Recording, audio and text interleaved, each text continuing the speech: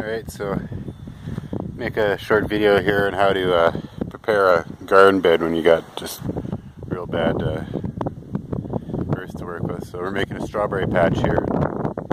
I'm mixing in 50-50 really good composted horse manure over there. We'll get a close-up of that stuff in a bit. And then mixing out this rocky, it's a glacial till, it's just the land, it's the soil that we had here.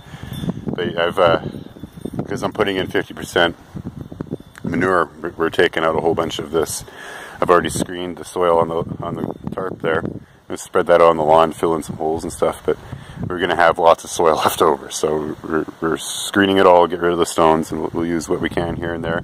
And the stones I'm screening, I'm just throwing them out on my driveway because I needed gravel in the driveway anyway, so it adds to the driveway. But we'll have a demonstration of how we're going about this.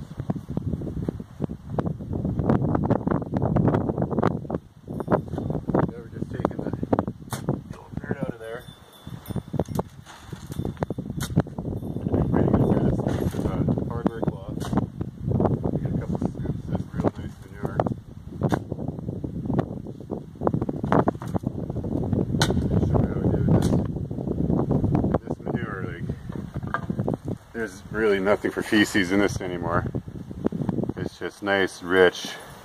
You open it up and there's red wiggler worms in there. You can't really see much plant matter. It's really broken down nice. Just smells like dirt. Beautiful stuff. So we get that all put into here. You throw out the larger stones. Work it through this. So we got the screen here wide enough to sit on the wheelbarrow, and we're just working. The holes are like a centimeter or half an inch in that area, and we're just working it all together. So at every iota of the manure, the fertilizer, it's all mixed in with the soil real well. And this will help us aerate the soil, so the roots will have better access to oxygen and way better drainage. And we get to take out all the larger rocks. So if a person wanted to make concrete and they had sand, sand's the cheapest aggregate you can buy. You got your stones here. Shake the last bit through. You pull out any weeds, any root matter, those segments that would possibly sprout. And then in here, maybe a few little the rhizomes from the grass that's growing here. You pull out any little ones that fallen in. It looks good. And just keep going like that, sort it through.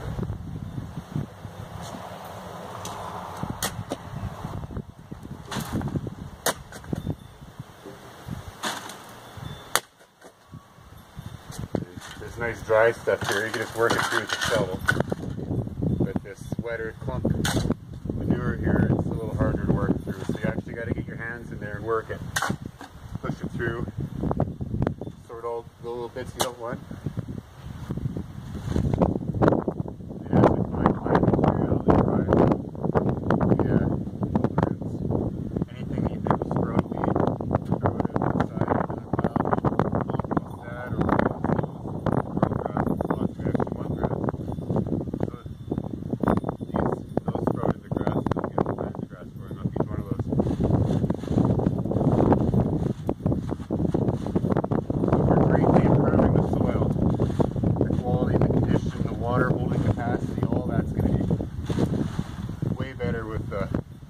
This beautiful manure that we're putting in than it would have been just growing in the dirt on its own.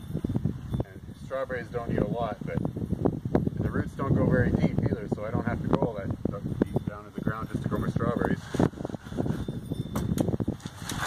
Work the last clumps through. Looks good. Out in the driveway it goes. And all those little worms, they fall right through. You pick them out. Best to leave them in the soil. Get our little root segments out. And instead of shoveling it and shoveling it back, we just pour it right back into the work site. We'll be weeding, but it's going to be a heck of a lot better than any of these other patches. There'll be excellent strawberry production out of here now. Just keep them watered. Full sun all day long.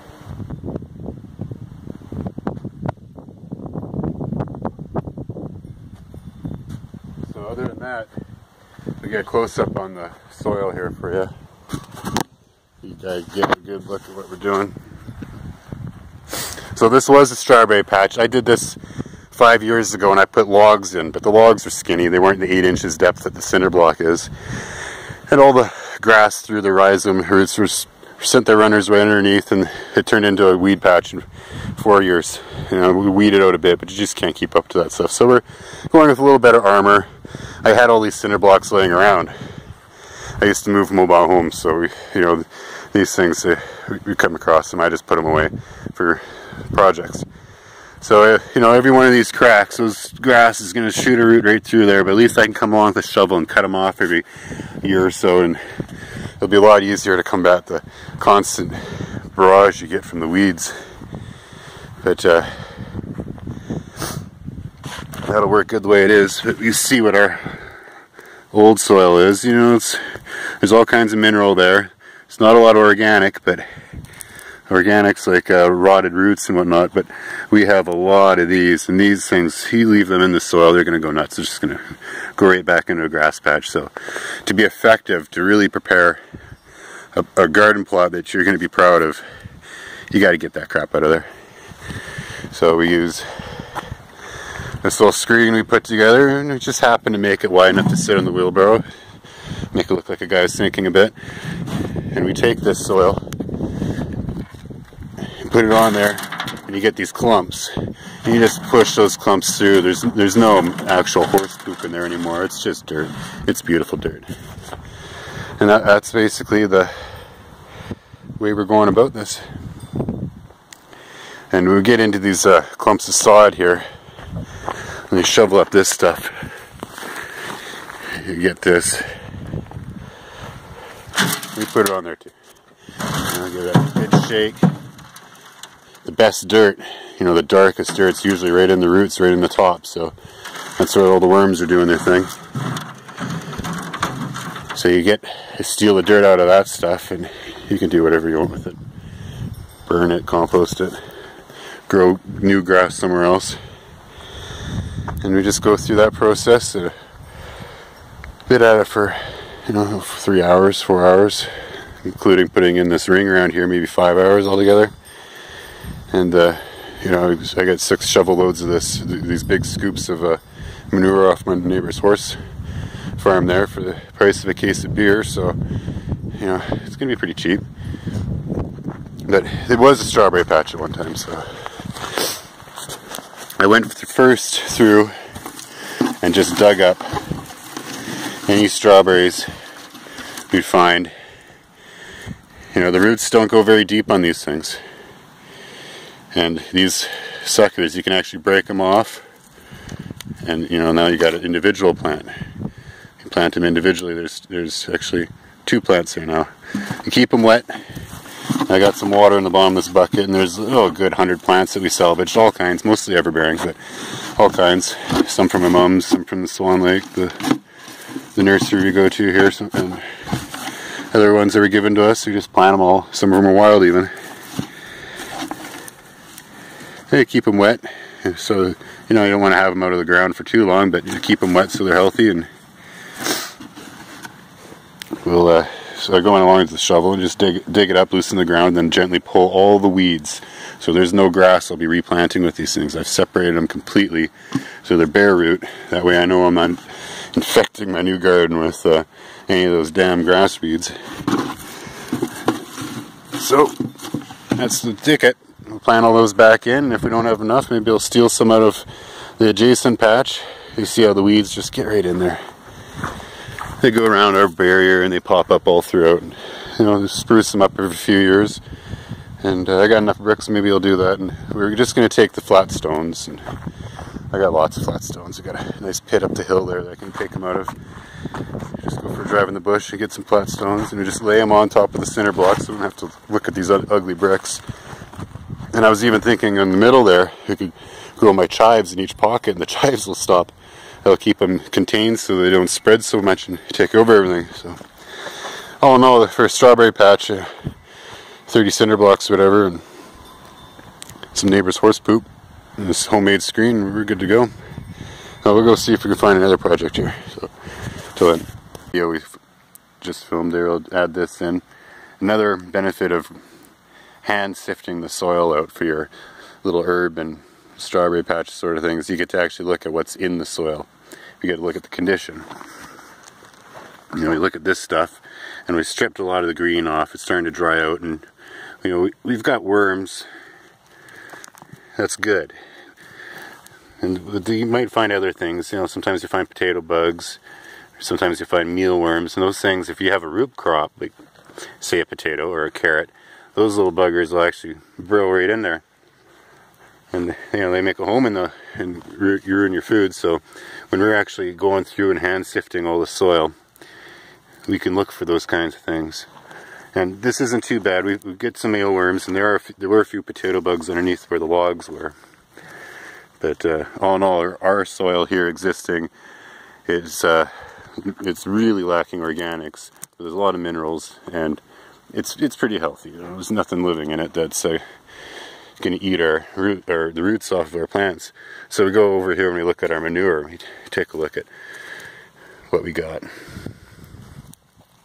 There's lots of little roots and weeds that are going to pop up. It'll be so soft and aerated, they'll be easy to pull out for the first few months.